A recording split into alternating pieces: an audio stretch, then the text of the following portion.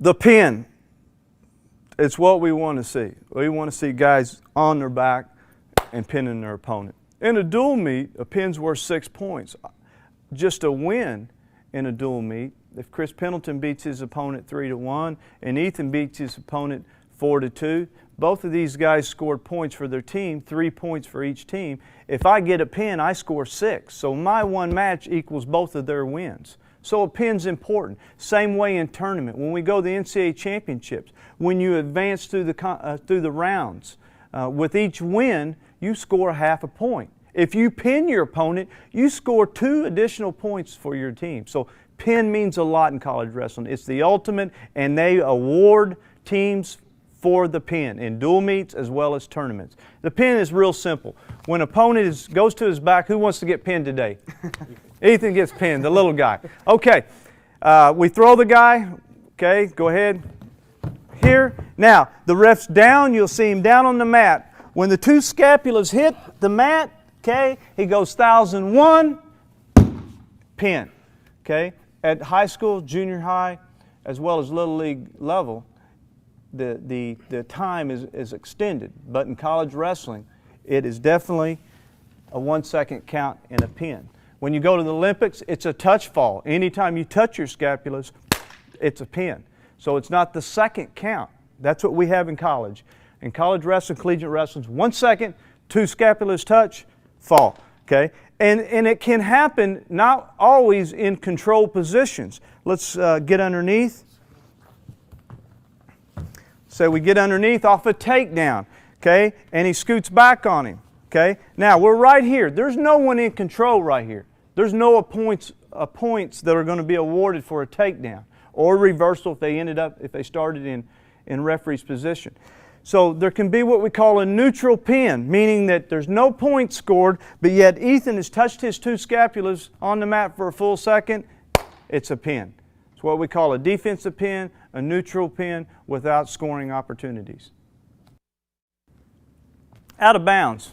You notice that the orange mat, sometimes for us it's real simple to see the orange and then the black being out of bounds. Different mats are going to have maybe just one stripe that goes around that signals the out of bounds. Out of bounds this year can move way on out here. Anytime an opponent is in this area here, they call this the cylinder. Think of a cylinder, and any part of the body that's in it, the competition still goes. So if Chris is in here wrestling, okay, even though Ethan's out, they're still in a position of wrestling. And normally the official might blow the whistle in this situation because he sees no one scoring. But if Chris is in on a double leg and he's almost scoring points, the action's going to continue. And Chris has all his entire body, any part of it, to stay in bounds while he's trying to score a takedown. So Chris drives through him, okay?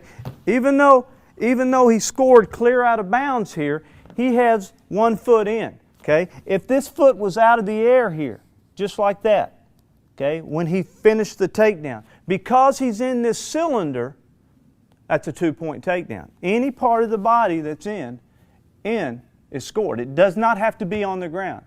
So anytime the foot is up, okay, and is in this cylinder, it's points scored. So it's not only on the takedown, but it's also on a reverse. Let's say that we're here.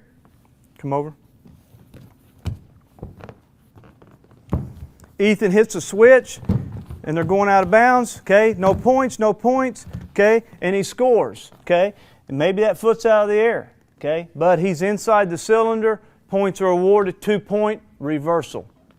So keep in mind that this is new rules that have been applied to to the NCAA this year. Before, it was always a supporting point had to be on the mat, meaning a hand, a foot has to be on the mat when you're finished in the takedown. Now, it's opened up the whole mat, and it's going to be real important for student athletes to understand this. It became much more aggressive on the edge of the mat now, and you're going to see mistakes probably made early on until athletes understand this rule. Let's talk a little bit about illegal moves. Illegal moves, and if an opponent applies an illegal move and they call it illegal, there's a point awarded. Okay, there's several different scenarios that can exist that can become illegal, but probably some of the more general ones would be a headlock. you take a headlock, you must have an arm. Okay? You must have an arm, or if you lock the headlock, okay, an arm must be in. If he headlocks him without an arm, okay, right here, that's illegal. Should be illegal. It's a lot of danger here. Okay? So he must have an arm. Even when they're on the mat pinning, okay, in this position, and he locks his hand, an arm must be present in that lock. Okay? If it's not, okay, that's an illegal situation. He will lose his takedown as well as his back points, and the opponent will score 1 point for illegal move. Come on up. Let's say in down, and Ethan's down. Okay, go ahead and flatten him out, take a leg and just run it over his head. You know, being vicious, and you're running this leg over, okay, you know, in this position, even though, you know, it's wrestling, okay, it must be, the technique must be presented to be able to keep that opponent in safety position. Okay? Obviously, the official can blow the whistle right here and award an illegal move, okay, because the top man was looking more to try to hurt his opponent rather than scoring points.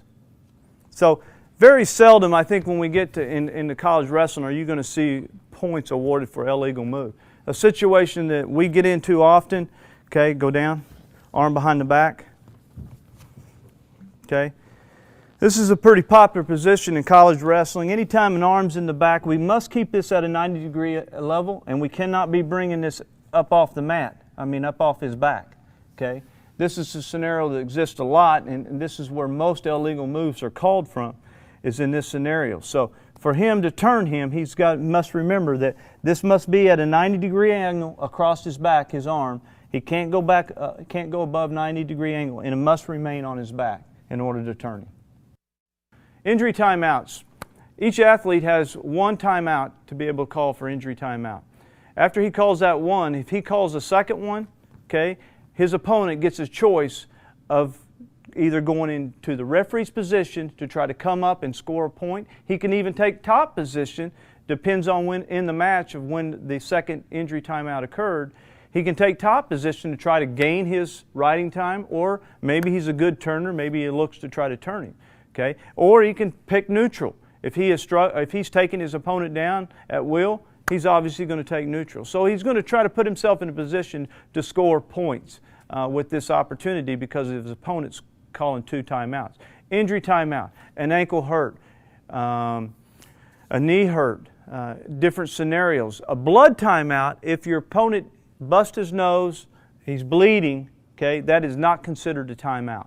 He's got as much time as he needs to be able to get back to the mat, clean the blood up, and come back and wrestle. So blood timeouts are not timeouts when you're talking about the opponent getting an opportunity to get a choice in his second timeout. So just keep in mind, there's 2 different things. There's a blood timeout, there's an injury timeout.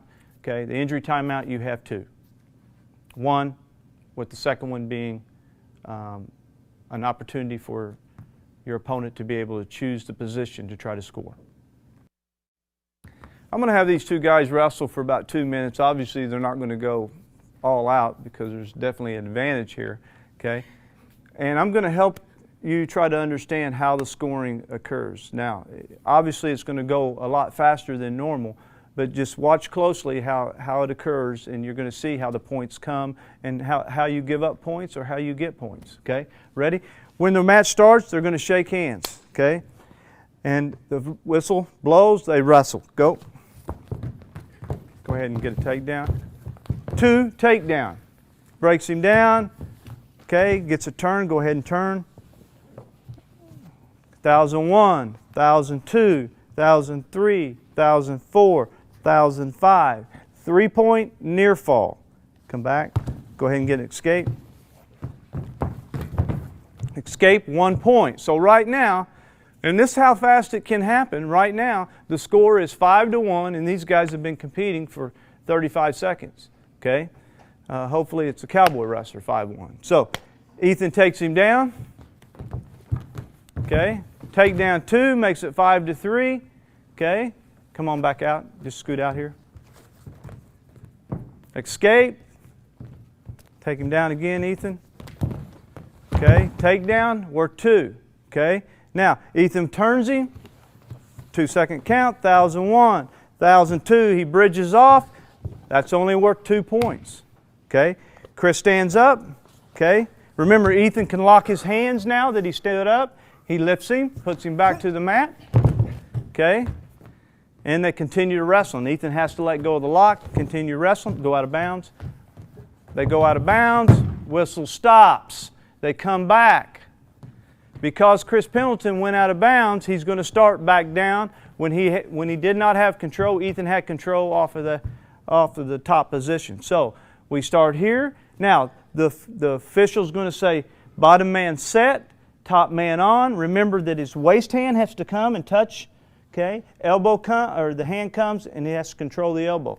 The referee's going to wait a full second and wrestle, and they wrestle. Okay, all right, that's good. All right, so that's a scenario that exists. It can go very fast. A match can be 12 to 11. A match can be 18 to 4, or a match can be 2 to 1, and both athletes are struggling to score. Dual meets, the dual meet you might be watching, the dual meet you might be coming to here at Gallagher-Iba Arena. Let me explain the scoring of how teams score points. If you beat your opponent 7 points or less, you're awarded for your team 3 points. That's called a decision. A major decision is when you beat your opponent from 8 points to 14 points. You will score 14 points for your opponent. A technical fall is when you beat your opponent by 15 points or more.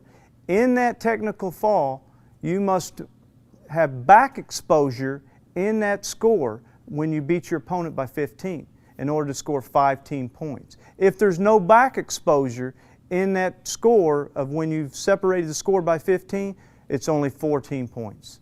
A fall, which is the ultimate. A pin, when you put your opponent's shoulders to the mat for that full second, it's worth 16 points.